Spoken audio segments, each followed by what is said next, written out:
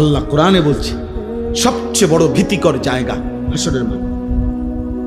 হাসরের মাঠ, হাসরের মাঠ। ১৬ লক্ষ আম্বিয়া দিন রাত কেঁদেছেন হাসরের মাঠের ভয়ে।